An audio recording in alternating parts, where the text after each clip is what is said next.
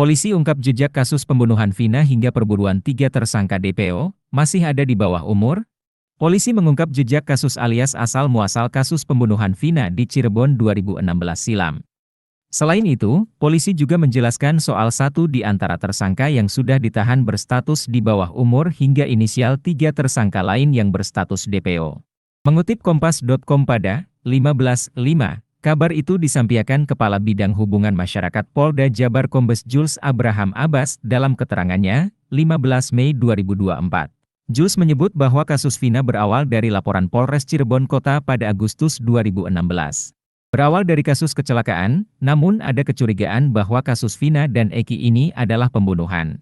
Saat itu polisi berupaya menyelidiki dengan menangkap beberapa pelaku.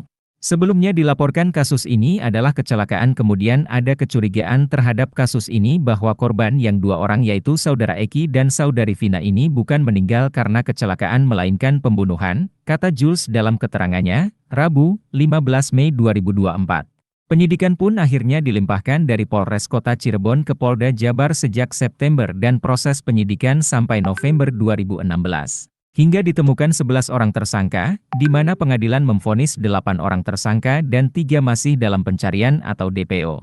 Jadi September diterima dan November dinyatakan kasus ini selesai dan diserahkan ke kejaksaan.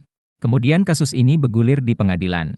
Proses penyidikan menemukan kurang lebih 11 orang tersangka di mana pengadilan memvonis 8 orang tersangka dan 3 masih dalam pencarian atau DPO, ucapnya. Dari 8 orang yang telah divonis, 7 orang masuk klasifikasi dewasa dengan vonis hukuman seumur hidup karena melakukan pembunuhan berencana.